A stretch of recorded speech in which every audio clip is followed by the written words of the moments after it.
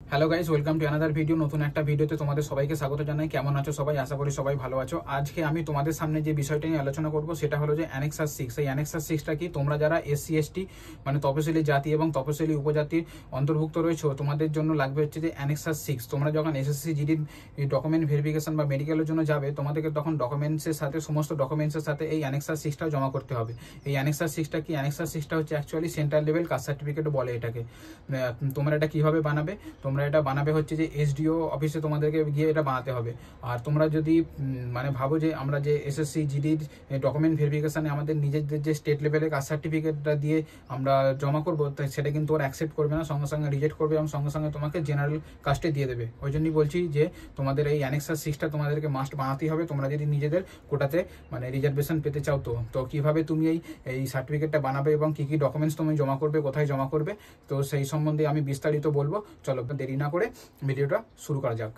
দেখো গাইস, এই অ্যানেক্সাস 6টা বানাতে গেলে তোমাদেরকে কি কি করতে হবে? এই অ্যানেক্সাস 6টা বানাতে গেলে তোমাদের সবার প্রথমে যেটা করতে হবে সেটা হচ্ছে যে তোমাদের এই অ্যানেক্সাস 6 এর ফরম্যাটটা তোমাদের লাগবে।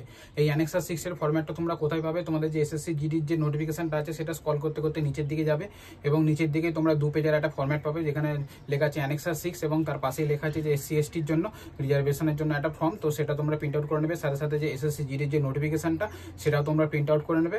আর সাথে সাথে তোমরা একটা অ্যাপ্লিকেশন লিখবে। অ্যাপ্লিকেশনে তোমরা কি লিখবে? যে তোমাদের ওই দিনে তোমাদের মেডিকেল আছে এবং সাথে সাথে ডকুমেন্ট ভেরিফিকেশন আছে, তোমরা এসএসসি জিডির এক্সামের জন্য কোয়ালিফাই করেছো, তার জন্য তোমাদের অ্যানেক্সাস 6টা লাগবে। তো এইভাবে তোমরা একটা অ্যাপ্লিকেশন লিখবে। সাথে সাথে তোমাদের যে রেসিডেন্সিয়াল বা ডোমিসাইল সার্টিফিকেট ওটা তোমরা জেরক্স করে এক কপি অ্যাটাচ করবে। জেরক্স করে ওটা অ্যাটাচ করার সাথে সাথে তোমাদের নিজের যে তোমার ভোটার কার্ড আর আধার কার্ডের জেরক্স, তোমার বাবার ভোটার কার্ড আধার কার্ডের জেরক্স দেবে আর তোমার 2 কপি ফটো দিয়ে ওখানে জমা দেবে।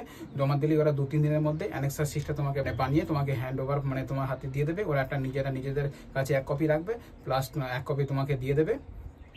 আর এইভাবেই তোমরা এসডিওতে গিয়ে এই সমস্ত কাগজপত্রগুলো জমা করে অ্যানেক্সাস 6টা বানাতে পারো।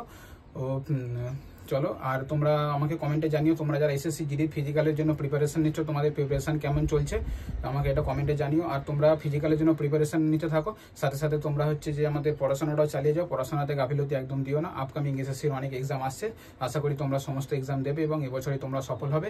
চলো ভিডিওটা আজকে এখানেই শেষ করছি, দেখা হবে নতুন কোনো ভিডিওতে। আর আমার ভিডিওটা যদি তোমাদের ভালো লেগে থাকে, ইনফরমেটিভ লেগে থাকে, তাহলে আমার ভিডিওটা একটা লাইক করে দিও, শেয়ার করে দিও, চ্যানেলটা সাবস্ক্রাইব করে দিও। চলো দেখা হচ্ছে নতুন কোনো ভিডিওতে, ততক্ষণের জন্য tata, bye bye, take care.